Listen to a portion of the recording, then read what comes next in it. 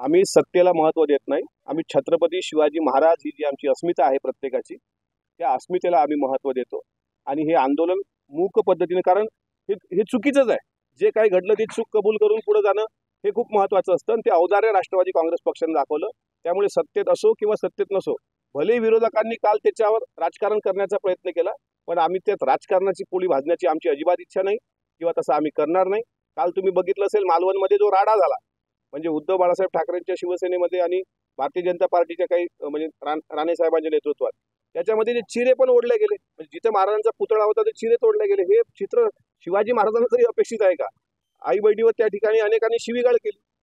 ज्या शिवाजी महाराजांनी परस्त्री आई समान हा संदेश दिला, त्यात शिवाजी महाराजांच्या किल्ल्याच्या प्रतिमेच्या जवळच्या त्या सगळ्या स्थळी अशा प्रकारची शिवीगाळ हे कोणालाच अपेक्षित नाही.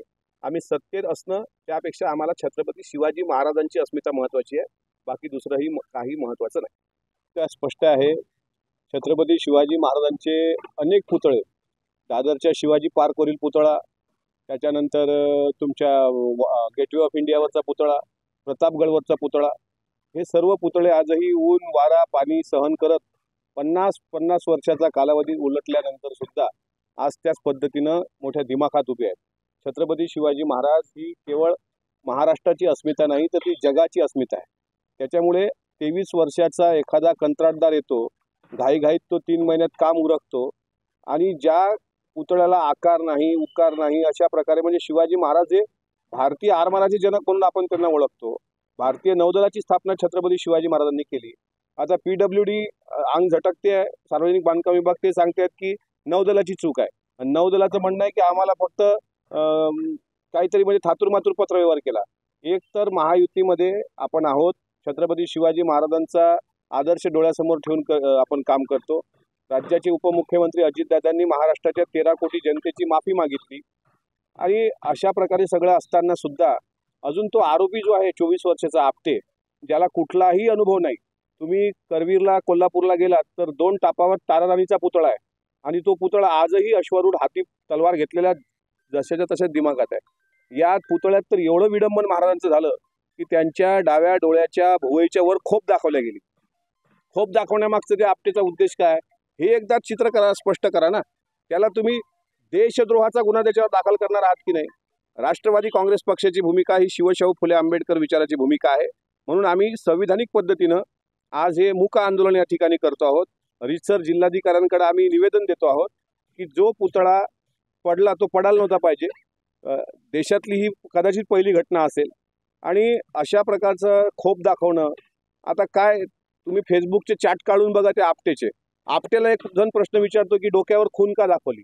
तो म्हणतो मित्रा तुलाच खरा इतिहास माहीत आहे आणि मला 1659 नंतरचे शिवाजी महाराज मांडायचे होते.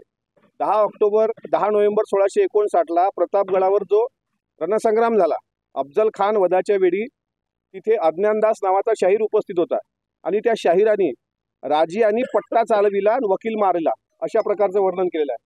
अफजल खानाचा कोथळा काढला, अफजल खानाने जमदाळ मारली होती, पण अफजल खानाचा कोथळा काढल्यानंतर त्याचा जो वकील होता कृष्णा भास्कर कुलकर्णी हा शिवाजी महाराजांवर चाल करून गेला होता आणि मग शिवाजी महाराजांनी त्याला उभा कापला होता. हा जर इतिहास असेल, हा मी सांगत नाही, शाहीर अज्ञानदासाच्या पोवाड्यामध्ये आहे.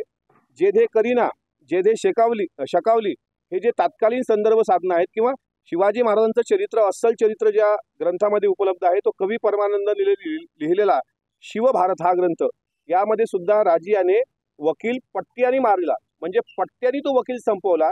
त्या कृष्णा भास्कर कुलकर्णीची जी खोप आहे ती खोप आपटेला दाखवण्याची गरज काय? शिवाजी महाराजांच्या चरित्राचं तुम्ही किती विडंबन करणार आहात? त्याच्यामुळे साहजिक शिवप्रेमी म्हणून आमचा रोष असणं साहजिक आहे. याचा सुद्धा खुलासा हा झाला पाहिजे. सार्वजनिक बांधकाम विभागाचे जर कोणी अधिकारी दोषी असतील त्यांच्यावर कठोर शासन झालं पाहिजे आणि मिसरूड न फुटलेला हा 24 वर्षाचा आपटे जर आज फरार असेल तर तो काही अजमल कसाब तर नाही आहे किंवा आतंकवादी नाही आहे. गृह खातं सक्षम आहे आपलं. त्याच्यामुळे सोर्सेसच्या आधारे माहिती देवेंद्रजींनी घ्यावी, तात्काळ याला जेरबंद करावं, त्याच्यावर देशद्रोहाचा गुन्हा दाखल करावा आणि जे कोणी त्याला पाठीशी घालत असतील त्यांच्यावर सुद्धा देशद्रोहाचा गुन्हा दाखल व्हावा. ही राष्ट्रवादी काँग्रेस पक्षाची भूमिका, अर्थातच शिवप्रेमी म्हणून आमच्या सर्वांची भूमिका आहे. त्यामुळे महाराष्ट्र शासनाने कोणालाही माफ करू नये आणि अशी माझी विनंती पण आहे. आणि म्हणूनच प्रांताध्यक्ष सुनील तटकरे साहेब, आणि राष्ट्रीय अध्यक्ष आदरणीय अजितदादा या सर्वांनी आज निर्णय घेतला की राज्यभर आपण हे आंदोलन केलं पाहिजे आणि म्हणून अकोला शहराच्या वतीनं राष्ट्रवादी काँग्रेस पक्ष जिल्हाध्यक्ष कृष्णराव अंधारे यांच्या सर्वांच्या आम्ही नेतृत्वात महिला अध्यक्ष रुपालताई वाकोडे हे सगळेजण आज रितसर कलेक्टरला निवेदन देतो आहोत आणि आम्हाला अपेक्षा आहे, आता सरकार सांगते की आम्ही 100 फुटात आहोत, उलट सरकारमधलेच एक शिक्षण मंत्री दीपक केसरकर यांनी जे विधान केलं त्याचंही कोणी समर्थन करू शकत नाही. एका जबाबदार पदावर असणाऱ्या मंत्र्यांनी सुद्धा शिवाजी महाराजांवर बोलताना एकदा 10दा विचार केला पाहिजे.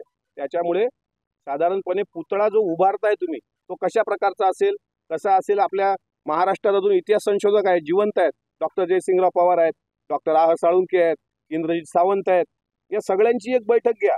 शिवाजी महाराजांचा आरमाराने उभारलेला पुतळा कसा असावा, तो सिंधुदुर्ग, मालवण, आता तुम्ही बघा जंजिरा किल्ला आता पाण्यात आहे, जलदुर्ग आहे, आपला आणखी सिंधुदुर्ग किल्ला हा पण पाण्यात आहे, खारं पाणी असते समुद्राचं. आणि मी माननीय मुख्यमंत्र्यांनी जे स्टेटमेंट दिलं त्या स्टेटमेंटमध्ये सुद्धा मी समाधानी नाही.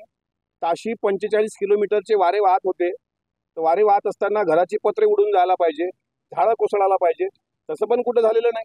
अरे सिमेंट तर भरायचा होता ना अर्ध्या पुतळ्यापर्यंत, तिथं नट बोल्ट फिट करून दिले गेले. 45 किलोमीटर ताशी वेगानं वारे हे राज्यपाल भवनाच्या अवतीभोवती वाहतात आणि मुख्यमंत्र्यांच्या वर्षा बंगल्याच्या भोवती पण वाहतात, अजूनही कुठं पडझड झालेली नाही. त्याच्यामुळे असे असमाधानकारक उत्तरं देऊ नका. जे वस्तुस्थिती आहे ती जनतेसमोर आणा आणि जे फरार आरोपी आहेत त्यांच्यावर देशद्रोहाचा गुन्हा दाखल करा, ही आमची मागणी आहे.